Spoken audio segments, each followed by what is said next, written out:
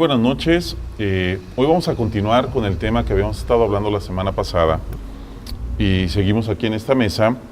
Nuestros invitados, el doctor Miguel Picado, sigue con nosotros Randall Trejo y Juanman Trujillo, y hemos estado hablando desde el programa pasado, empezamos a hablar sobre algunos aspectos de la vida de Jesús.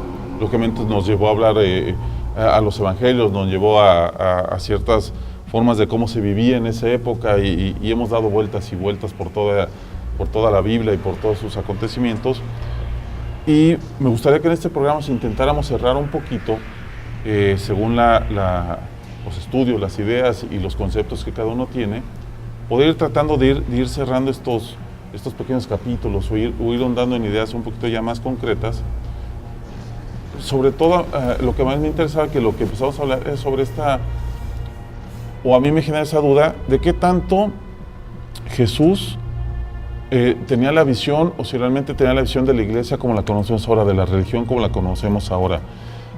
Posiblemente él, no sé si era su afán de que se estudiara su palabra como se estudia ahora, si es la forma como él enseñaba a sus discípulos. ¿Hay alguna variedad ahí o se ha cambiado ese concepto conforme a los años? No sé si... Pues yo no sé si logré entender bien. El problema con la iglesia es que la iglesia es una realidad después de la Pascua, post-pascual. En ese sentido, el Jesús histórico no funda la iglesia, la habría fundado el Cristo resucitado. Exactamente. Sí es obvio que la iglesia nace del movimiento que funda Jesús, que tampoco fue un gran éxito. Que Jesús no es un predicador muy exitoso. En realidad el pueblo de Israel lo rechaza, no le gusta ese mesianismo tan de la pobreza, de la humildad. Ellos querían un David II, un guerrero victorioso, montado a caballo, con espada en la mano. Y Jesús entra a Jerusalén montado en un burrito, ¿verdad? Porque diciendo, yo no soy ese que ustedes esperan. Entonces Jesús es como para la gente decepcionante. Y el movimiento de Jesús era prácticamente imposible que trascendiera. Es que pónganse a ver ustedes, de un Mesías que no tiene gran aceptación, que hasta que los discípulos lo abandonan, que no tiene amistades en la corte, que no tiene ejército, que no tiene riqueza, que no es de una gran familia así como muy potente. Él no tiene nada. Entonces lo lógico era que cuando aquella piedra cae en el sepulcro de Jesús, ahí se hubiera acabado el tal profeta. Se hubiera olvidado todo. Y se hubiera olvidado y ya no hubiera quedado la menor huella de él en la historia. Pero resulta que 2000 y resto de años estamos todavía hablando de él. ¿Qué pasó? Y a miles de kilómetros de distancia. Sí, y traspasando las culturas y los siglos. Entonces es donde hay que preguntarse, bueno, algo muy serio, muy grave, muy histórico, muy bien fundamentado, ocurrió con este tal Nazareno, el tal Jesús, así se le llama, ¿verdad?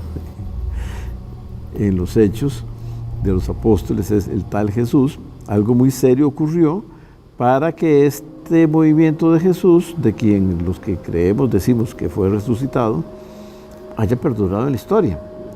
Y después, los que hemos estudiado algo de la historia de la iglesia, la cosa es más maravillosa, porque si hay una institución, como decirlo que no suene demasiado duro, pues que vive de error en error, y es la Iglesia Católica y las otras también. Entonces nadie se explica cómo es que no se ha terminado de hundir. Lleva 2000 años hundiéndose y no termina de hundirse. Y alimenta las culturas y el arte.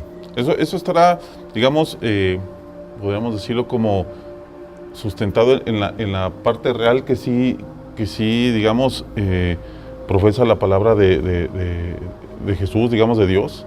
O sea, tendrá que ver eso, digamos que por más allá de los errores que cometan los humanos que están manejando la iglesia, sí, pero sí tiene una parte, digamos, que la sigue manteniendo, que es que es como hablábamos, o sea, la riqueza de su contenido, Sí. que sigue manteniendo Sí, más allá de pero, todo pero lo los demás. que somos creyentes, y ya dejo que Randall exprese su opinión, los que somos creyentes decimos que está asistida por el Espíritu Santo porque de otra manera no la entendemos, es decir, no se entiende. Pero tal vez alguna persona tenga otra opinión.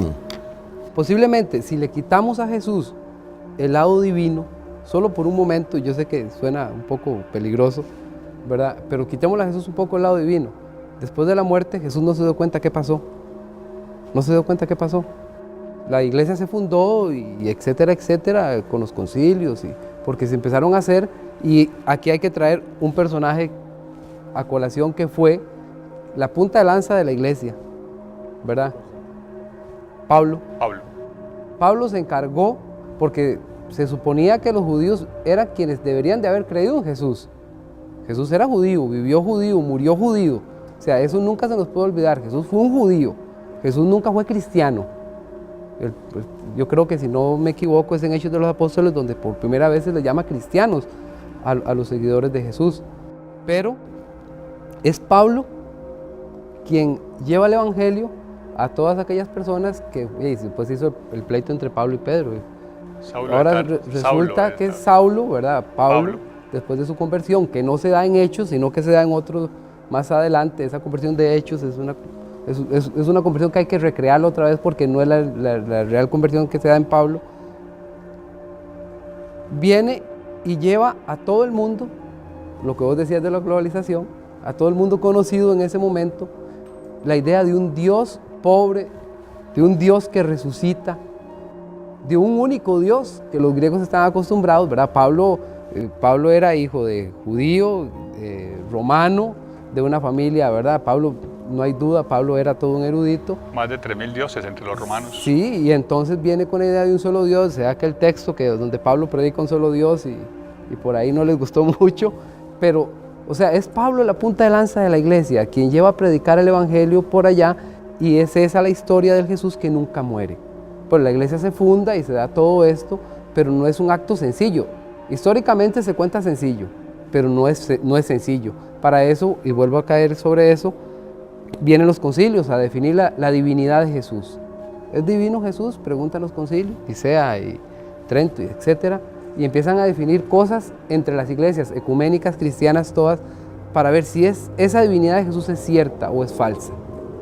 Entonces llegaron a acuerdos, definieron la divinidad de Jesús. Jesús es Dios y es hombre, porque unos decían que solo era hombre, otros decían que no, que era hijo de Dios, quitándole así su humanidad. Y para mí, y no sé si don Miguel pensará como yo, si hay algo que a mí me fascina, que yo sé que a ustedes les gusta mucho, es la humanidad de Jesús. Esa capacidad de ver el dolor del otro, reflejarse en él.